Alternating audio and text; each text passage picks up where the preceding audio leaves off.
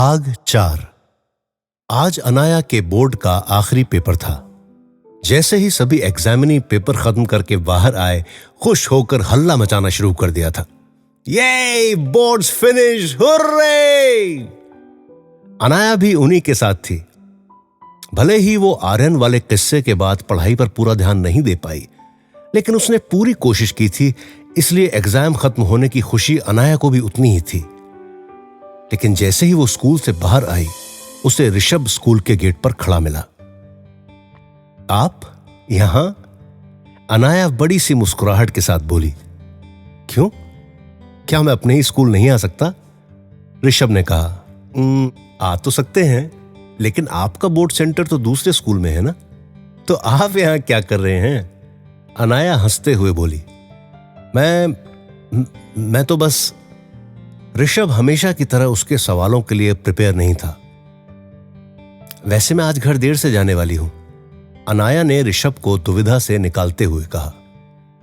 ऋषभ समझ गया कि वो ऐसा क्या कह रही थी।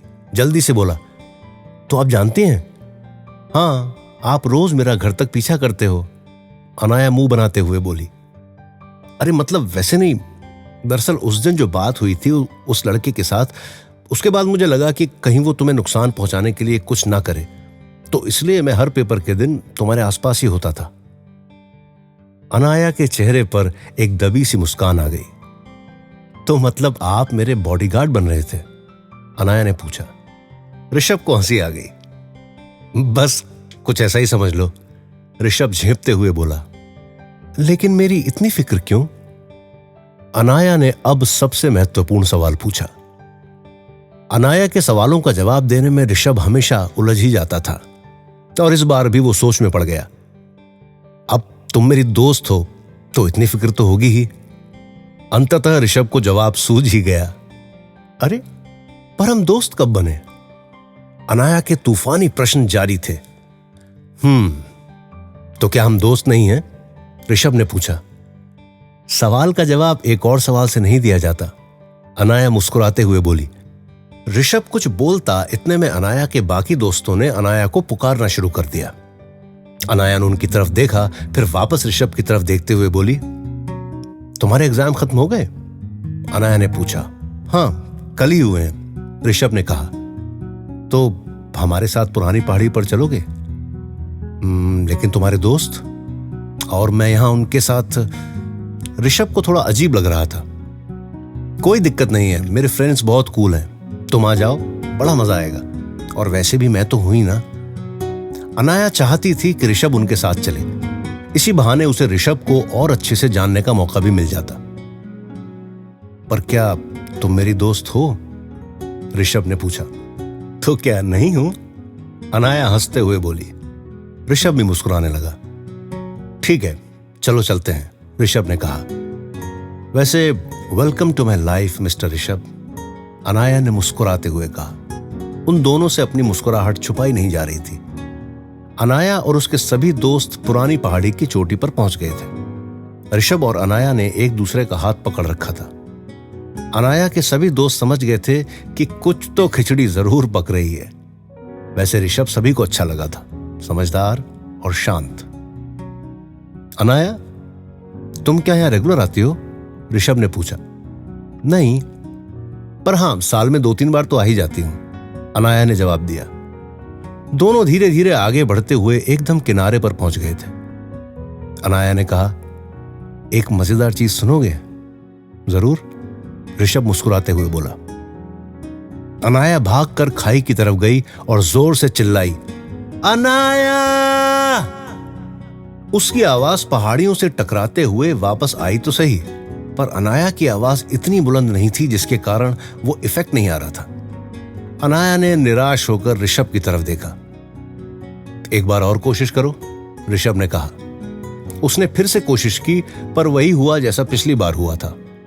अनाया निराश होते हुए बोली, छोड़ो यार, चलो वहां चलते हैं। सुनो, मैं हूं ना, रुको तुम, देखो मैं बताता हूं कैसे होगा। ऋषभ ने इतना कह पूरा जोर लगाया और चिल्लाया, अनाया! 5 सेकंड तक अनाया अनाया के नाम की गूंज वहां गूंजती रही। अनाया के चेहरे की खुशी देखी जा सकती थी। उसके बाकी दोस्त भी जो सोच रहे थे उसका प्रत्यक्ष उदाहरण उन्होंने अभी देख लिया था। ऋषभ और अनाया किनारे से दूसरी तरफ आकर बैठ गए थे। तुमने मेरा नाम क्यों पुकारा, खुद का क्यों नहीं? अनाया ने पूछा। क्योंकि तुम्हारे चेहरे पर उसके बाद जो मुस्कुराहट आई वो मेरे नाम से नहीं आती, ऋषभ ने कहा। अनाया फिर मुस्कुरा उठी। हो सकता है एक दिन आपके नाम से भी आ जाए, अनाया ने कहा।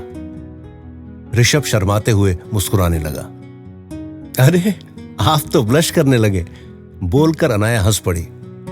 तभी भूमि वहां आई और उसने उन दोनों को नीचे चलने के लिए कहा। हम थोड़ी देर में आते हैं भूमि, तू जा, अनाया बोली। ओके, जल्दी आना, भूमि यह कहते हुए चली गई। तुम रुको 1 मिनट, मैं अभी आती हूं, अनाया ने कहा और वापस ऊपर चोटी के किनारे की ओर जाने लगी। ऋषभ ने देखा तो उसे पुकारता हुआ वो भी पीछे पीछे आया। अनाया, अनाया रहने दो, अब नीचे चलते हैं। वो बोलते हुए ऊपर पहुंचा तो अनाया बिल्कुल किनारे पर खड़ी हुई थी। उसने एक लंबी सांस ली, आंखें बंद की और पूरा दम लगाकर चिल्लाई, ऋषभ! इस बार आवाज गूंजी, कम देर के लिए ही सही, पर अनाया का यह करना ऋषभ को अंदर तक महका गया था। वो समझ नहीं पा रहा था कि यह कोई सपना है या हकीकत। आज से पहले उसके लिए किसी लड़की ने ऐसा कुछ नहीं किया था। अनाया वहीं खड़े खड़े बोली, कहां खो गए? ऋषभ कुछ नहीं बोला, बस उसे देखकर मुस्कुराता रहा। अनाया दोबारा चिल्लाने के लिए जैसे ही मुड़ी, उसका पैर अचानक फिसला और उससे पहले कि और कोई कुछ कर पाता, अनाया पहाड़ी की खाई की तरफ गिर गई और अनाया की चीख की आवाज चारों तरफ गूंज उठी। अनाया के साथ क्या हुआ, यह जानने के लिए सुनिए कहानी का अगला भाग सिर्फ प्रतिलिपि FM पर। इस कहानी को पूरा सुनने के लिए डाउनलोड करें प्रतिलिपि FM ऐप और ऐसी दिलचस्प कहानियों से जुड़ने के लिए इस पेज को लाइक, सब्सक्राइब और शेयर करना ना भूलें।